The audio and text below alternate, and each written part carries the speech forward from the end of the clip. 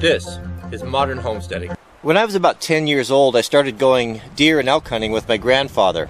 When I was 12, I started carrying a rifle. That was the youngest at that time, maybe it still is, that a young boy could start hunting with an adult.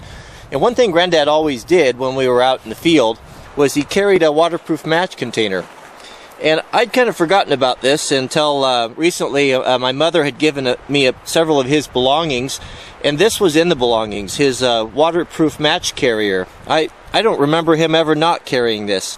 You can see how old it is. It's of good quality. It's brass. It's made by the Everdry company. I don't know if they're still in business. If they are, they probably don't produce them to this standard anymore, but maybe one could find one, an antique one. But you can see well worn and polished and smooth from a lifetime of carrying. He's even got some farmer style right there, a little bit of copper wire.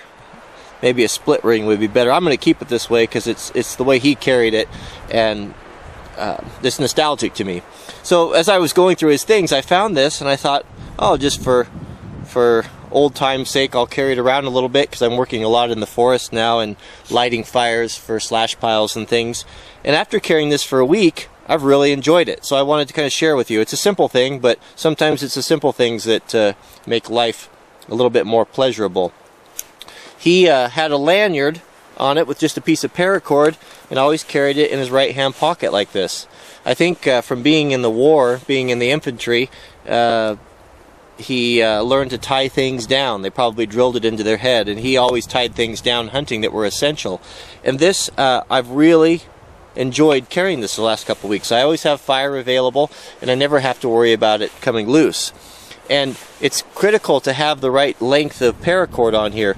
What you want to do to get the right length, you want to put it in your pocket, whatever field pants you're going to be wearing. I'm wearing the Filson tin pants, the best pants in the world, or double tin pants, and they have pretty deep pockets. So you can see you want to put your match container at the bottom of the pockets where it naturally is going to end up and rest, and make sure you don't have a lot of excess cord there. That way you don't have excess cord hanging up on bushes and brush and things, and you're always going to have this at your disposal. It gives you plenty of room to carry it, to get out and to work with it. So what I keep in mind is on top is dryer lint. And the dryer lint does two things. It keeps the matches silent, because when you're stalking and hunting, the last thing you want is a bunch of wooden matches in there rattling around and making unnatural racket.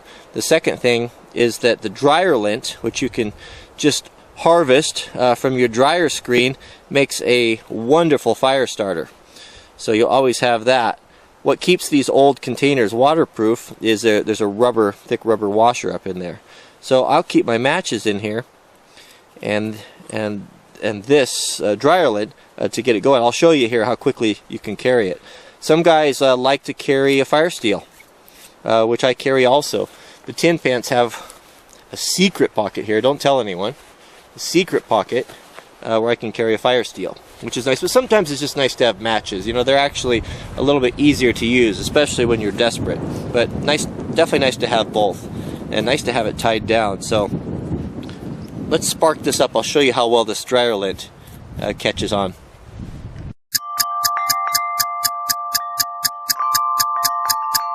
So here's a little piece of our dryer lint. It will get a little bit compressed in your match container. And just fluff it up a little bit. We also started a fire the other day with the boys, and I didn't have this on me, and we just dug in our pockets for pocket lint. And between the four of us, we had enough pocket lint to get the fire started. So it's pretty windy right here, so I'll use my... But you can see just a couple sparks, and look how well that burns. You're going to want to have some sap or pitch or some dry wood ready, because it's only going to burn for about 20 to 30 seconds, depending on the size of the piece. But it'll burn good, and it'll get your fire started, and it's an excellent free fire starter.